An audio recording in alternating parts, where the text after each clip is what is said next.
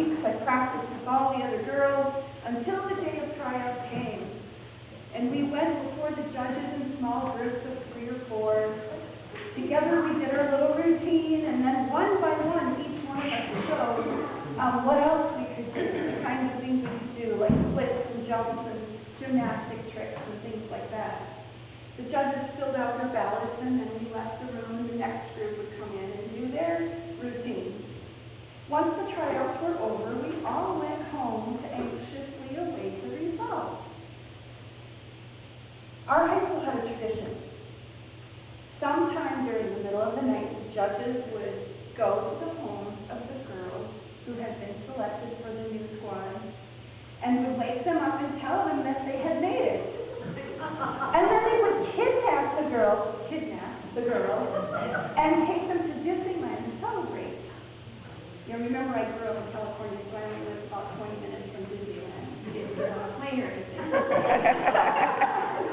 But part of the tradition was we had to leave immediately when they came to get us. There was no time to get dressed, no time to comb our hair, or put on makeup, or anything like that. We had to just grab our shoes and go. Disneyland in our pajamas. That was part of the fun. So every girl who tried out hoped that she would be kidnapped in the middle of the night. But there was no way to know ahead of time if or when the judges would come.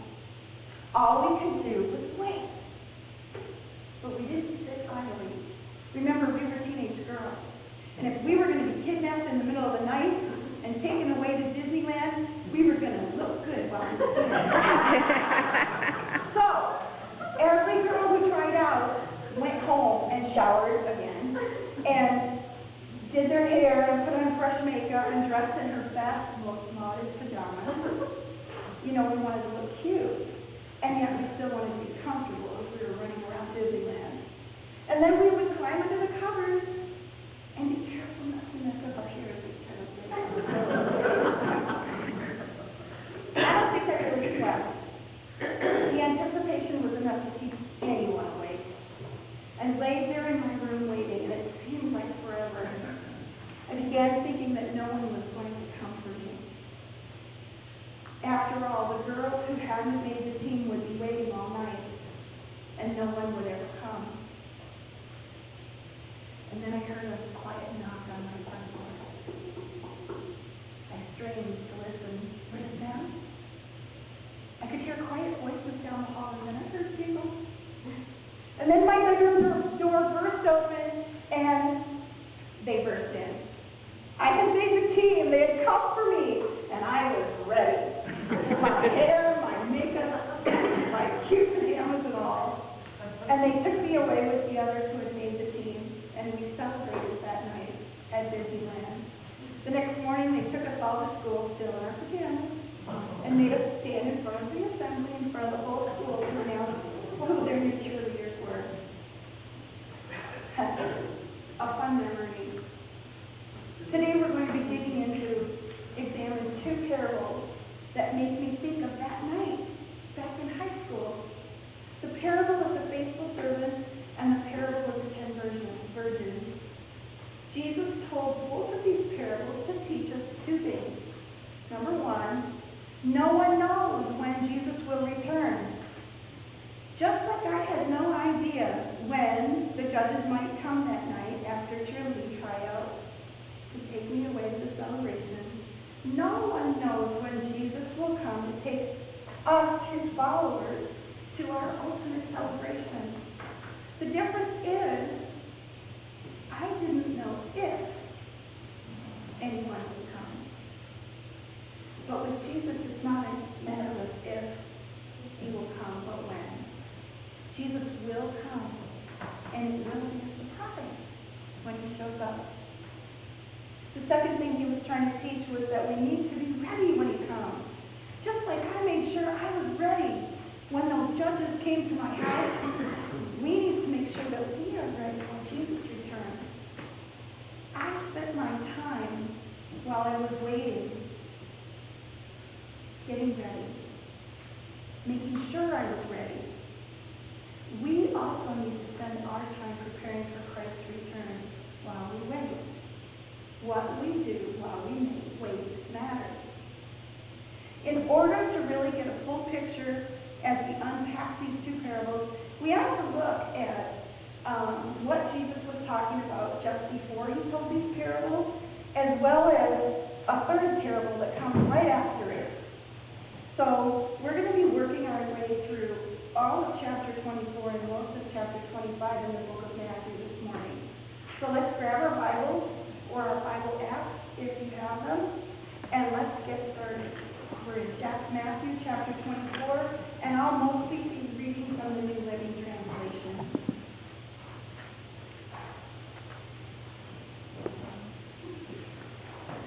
Starting in verses 1 through 35, I'm just going to kind of paraphrase what's happening here.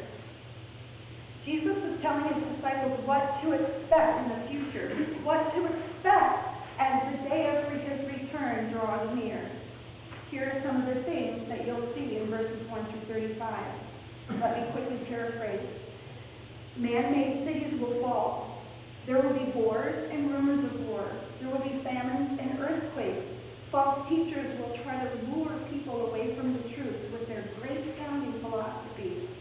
The world will be overrun with sin. Believers will be persecuted, even tortured and killed. Some will turn away from their faith. But he says, don't panic. Those who persevere in faith will be saved.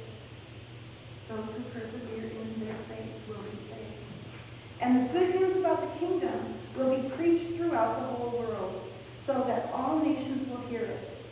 And then the end will come. All these things are happening. Doesn't it sound like the times that we're living in? But human beings have always lived in these kinds of hard times when evil exists in the world. It could be tomorrow, it could be today when he returns, it could be another 1,000 years. We don't know. But the point is, we need to look with anticipation, and we need to wait, and we need to be ready. Picking up at verse 36, Jesus said, however, no one knows the day or the hour when these things will happen, not even the angels in heaven, or the Son himself. Only the Father knows. So you might wonder, how is it that Jesus doesn't know? After all, he's God. He's part of the Trinity, Father, Son, Holy Spirit. How does he not know what the Father knows? But if you remember, when he came to earth as a human being, he stepped out of heaven, and he set aside his divine privileges, willingly submitting to the Father's will. And so the day and the hour of his return is unknown. It's known only to the Father. Starting again at verse 37, when the Son of Man returns, it will be like it was in Noah's day. In those days before the flood, the people were enjoying banquets and parties and weddings right up to the time Noah entered his boat. People didn't realize what was going to happen until the flood came and swept them all away. That is the way it will be when the Son of Man comes. How many people in our world today are unaware of what the future holds, of the judgment that will come in the end when Christ returns? How many people just don't even know, or don't care, or don't want to know? It says that they will be swept away, just like people were swept away with the flood. At least when I was waiting for those cheerleading judges, I had some idea that they would come on a particular night if they were coming. But we really have no idea exactly when Jesus will come. People will be going about their daily business with no idea what's about to happen. And if they aren't ready, they will be swept away. Verse 40 gives us a couple of examples of what this might look like. Two men will be working together in the field, and one will be taken, the other will be left. Two women will be grinding flour at the mill. One will be taken, and the other one will be left. Jesus warns, therefore, keep watch, because you do not know what day your Lord will come. But understand this, if the owner of the house had known what the time of the night the thief was coming, he would have kept watch. and would not have let his house be broken into. So you must be ready, because the Son of Man will come in an hour when you do not expect him. So just like there was no time for us little cheerleader girls to change into clothing, we had to run in our pajamas, there will be no time for last-minute repenting or bargaining with Jesus when he returns. Jesus wanted people to understand clearly what he was talking about, so he told this story, this parable, this next parable of faithful servants and an unfaithful servant. At verse 45 is where the parable begins. Who then is the faithful servant, a wise servant, whom the master has put in charge of the other servants in his household to give them food at the proper time?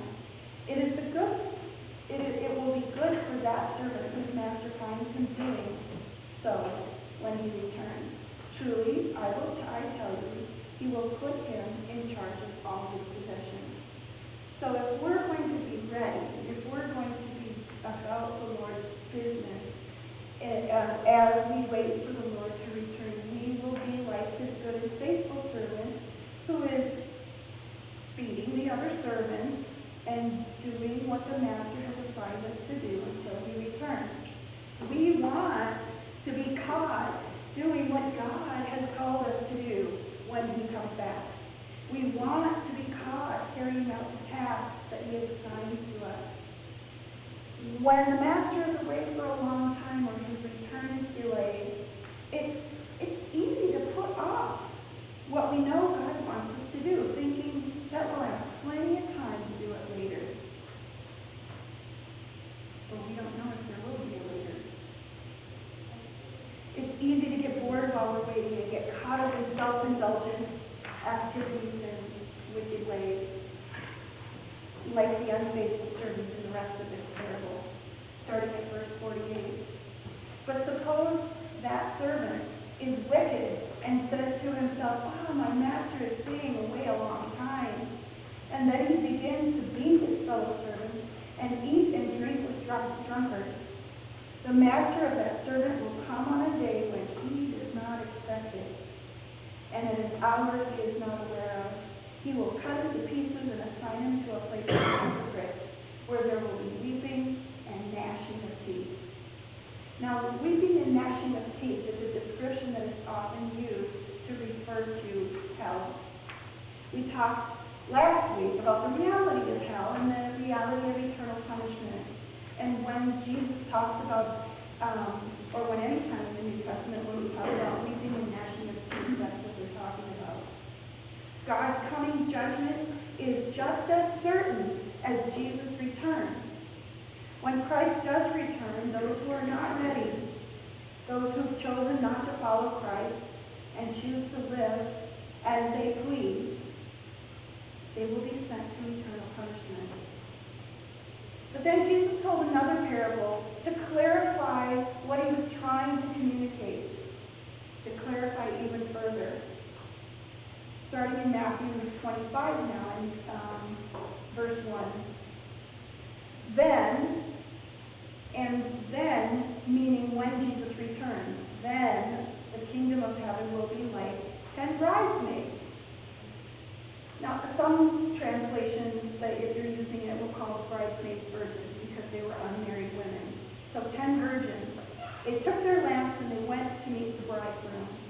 5 of them were foolish and 5 were wise. The 5 who were foolish didn't take enough olive oil for their lamps, but the other 5 were wise enough to take along extra oil. When the bridegroom was delayed, they all became drowsy and fell asleep. Now, when a man and woman became betrothed back in those days, it was more than just being engaged, like we talk about being engaged today.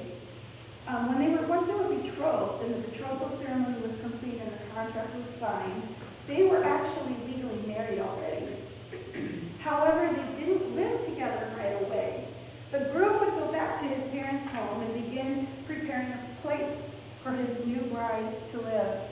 He would add on rooms to his father's home, and the bride would live with her parents for as much as a year or two until her new home was ready and his groom came for her.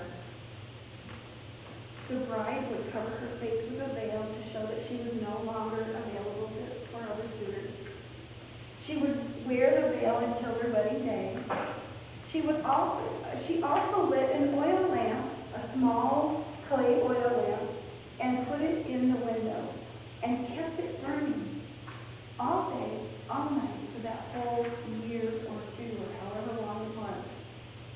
She would keep it burning until the day of their wedding celebration to show that she would not forget their betrothal covenant. We want to keep our lamps burning day and night to show Jesus that we remember our betrothal covenant with him. Well, no one knew when the wedding celebration would take place. Not even the groom knew. Only the father of the groom knew. Sound familiar? When the groom's father decided that the rooms in the house were ready for the bride, he would send the groom to fetch her, and the wedding would begin. The groom's friends would run ahead of him, blowing a shofar. That's like a ram's horn. He would blow the shofar. They would blow the shofar and run ahead of the groom, shouting, "The groom is coming! The groom is coming!" And the bride's friends would get up then, and they would all get dressed in their beautiful clothes that they had prepared for the wedding. And the bridesmaids would light their candles or lamps. Sometimes they were candles, sometimes they were little lamps, and they would light the lamp for the groom to find his bride. Let's continue at verse 6. We're still in Matthew 25. At midnight, they were roused by the shout, "Look, the bridegroom is coming. Come out and meet him." And all the bridesmaids got up and prepared their lamps. But then the 5 foolish ones asked the others, "Please give us some of your oil because our lamps are going out."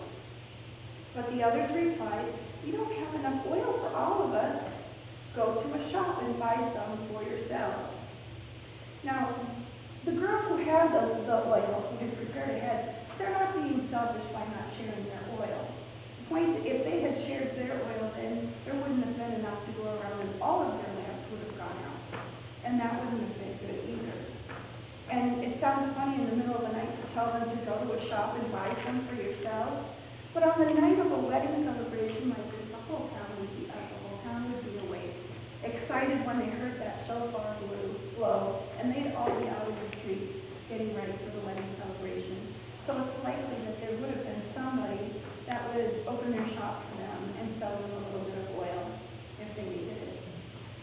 But, verse 10, while they were gone to buy their oil, the bridegroom came. You see, when we're not ready, we miss out completely. That those who were ready went with the bridegroom to the marriage feast, and then the door was locked. Later, the other 5 bridesmaids returned from buying their oil, and they stood outside calling, "Lord, Lord, open the door for us." But he called back to them, "Believe me, I do not know you." So you too, that means us too, we must keep watch, for you do not know the day or the hour of his return. In Matthew 7:21, Jesus said, "Not everyone who says, 'Lord, Lord,' to me will enter the kingdom of heaven, but only those who do the will of my Father who is in heaven."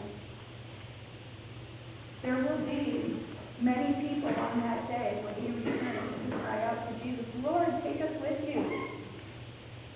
But they never were believers. They never were followers of Christ until that moment when they saw him and realized, "Oh, it is true." But then it's too late. True disciples will be about the business of doing the Father's will while they wait. True disciples will be watching and waiting. Not everyone will spend eternity with Christ. Only those who are his true disciples. Well, then Jesus told yet another parable. He had told them to keep watch, and then he followed with this last parable that I'm going to share with you this morning. He told this parable to explain what keeping watch looks like. It's the parable of the three servants. And we're continuing at verse 14. Again, we're still in Matthew chapter 25. Again, the kingdom of heaven can be illustrated by the story of a man going on a long trip. He called together his servants and he entrusted his money to them while he was gone. He gave 5 bags of silver to one, 2 bags of silver to another, and 1 bag of silver to the last, dividing it up into portions according to their ability. And then he left on his trip. Now notice, he knew their ability and he divided up what they were responsible for according to their ability. He only gave them what they would be capable of carrying out. The servant who received the 5 bags of silver began to invest the money and earned 5 more, so he doubled the investment. The servant with the 2 bags of silver also went to work and earned 2 more, and this servant also doubled the investment. But the servant who received the 1 bag of silver dug a hole in the ground and hid the master's money. That might sound like a good idea because it's safe and it's protected. But after a long time, their master returned from his trip and called them to give an account of how they had used his money. The servant whom he had entrusted the 5 bags of silver came forward and said, here's 5 more. Master, you gave me these 5 bags of silver to invest, and I have earned 5 more. The master was full of praise. Well done, my good and faithful servant. You have been faithful in handling this small amount. Now I will give you many more responsibilities. Let's celebrate together. And the servant who had received the 2 bags of silver came forward and said, Master, you gave me 2 bags of silver to invest, and I have earned 2 more. And then the master said, well done, good and faithful servant. You have been faithful in handling this small amount, so I will give you many more responsibilities. Let's celebrate together. But then the servant with the 1 bag of silver came and said, Master, I knew you were a harsh man, harvesting crops you didn't plant and gathering crops you didn't cultivate. I was afraid to lose your money, so I hid it in the earth. Here's your money back. But the master replied, you wicked and lazy servant. If you knew I harvested crops I didn't plant and gathered crops I didn't cultivate, why didn't you at least deposit my money in the bank? At least then I could have gotten interest on it. And then he ordered, take the money away from this servant and give it to the one with the 10 bags of silver. To those who use well what they are given, even more will be given, and they will have an abundance. But from those who do nothing, even with what little they have, it will be taken away. Now throw this useless servant into outer darkness, where there will be weeping and gnashing of teeth. Remember what we said that stands for? Just as the master gave the servants in this story a sum of money according to their abilities to invest and to take care of, he gives each one of us gifts and abilities and tasks to carry out.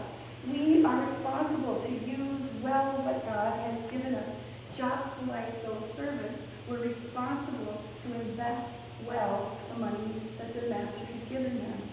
We are responsible to develop and multiply the gifts and abilities that we've been given so that we can accomplish what we have been called to do for the sake of the kingdom. When we're lazy and complacent about actively using our abilities for the kingdom, we are like the servant who buried the master's money in the ground. What good does it do for us to have gifts and abilities and talents if they are hidden away and not put to use? Let me ask you, do you know what your spiritual gifts are? Every believer has spiritual gifts.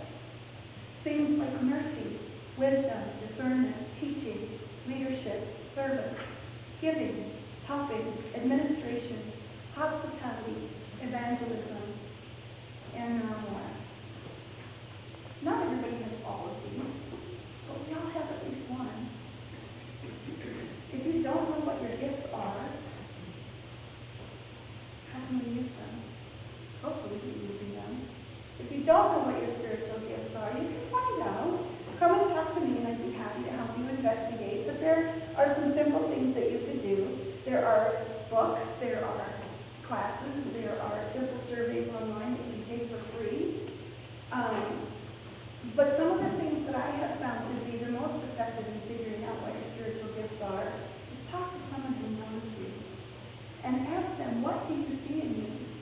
How do you think I'm gifted? And if they know you well, they're usually able to say, you know what, I think you're very wise. Or you are such a mercy giver. Or I think you have the gift of administration or leadership. People around us are usually able to spot at least some of the things that we are gifted in. Another way that we can figure out what our gifts are is just by serving. Serving in a variety of ways can help us discover what our gifts are and what they're not.